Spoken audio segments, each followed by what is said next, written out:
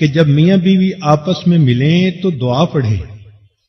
شادی کے بعد میاں بیوی کی ایک فطری تمنا ہوتی ہے کہ ہمیں اللہ تعالی اولاد سے نوازے، اس لیے کہ بچوں کے بغیر خوبصورت گھر بھی ویران اور بے آباد نظر آتا ہے۔ اللہ تعالی نے ہر مرد کے دل میں یہ خواہش رکھی کہ میں باپ بنوں، ہر عورت کے دل میں یہ خواہش رکھی کہ میں ماں بنوں۔ اس لیے ہم نے دیکھا کئی مرتبہ ایک لڑکی جس کی شادی کو کچھ سال گزر گئے، تعلیم یافتہ ہے، خوبصورت ہے، خامن کی محبت اسے ملتی ہے، گھر میں ہر چیز کی ریل پیل ہے، لیکن اداس نظر آتی ہے۔ اس کی وجہ کیا؟ کہ اس کو امید نہیں لگ رہی اور وہ ماں نہیں بن رہی۔ اس کے لیے وہ علاج معالجہ بھی کرواتی ہے، دعائیں بھی کرواتی ہے، تہجد پڑھتی ہے، اولاد کی دعا، قرآن پڑھتی ہے، اولاد کی دعا، کسی اللہ والے کی مجلس میں گئی، اولاد کی دعا، کسی فقیر کو کچھ دیا، اولاد کی دعا، حج عمرے پہ گئی، اولاد کی دعا۔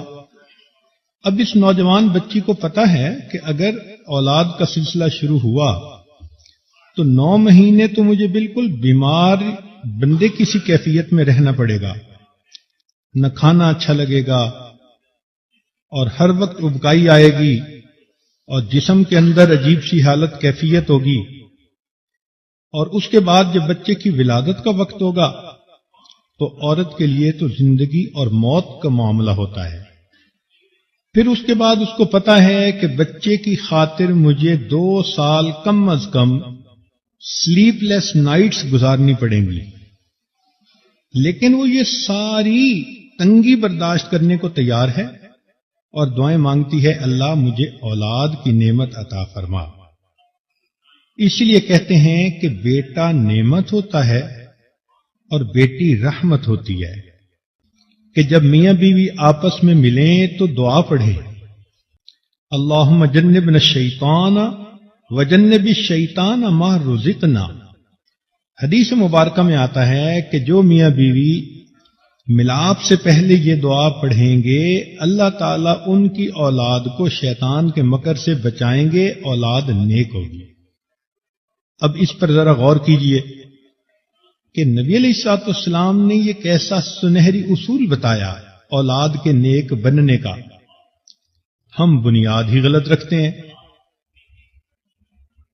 کئی لوگ تو اس طرح غفلت کی حالت ہوتی ہے کہ گانے لگے ہوئے ہوتے ہیں، فلمیں چل رہی ہوتی ہیں۔ شریعت نے ہمیں اس بات کی تعلیم دی کہ ہم کون سے اعمال اپنائیں تو خود بھی نیک بنے، اولاد بھی نیک بنے۔ اسی لیے انبیاء کرام نے نیک اولاد کی دعائیں مانگی۔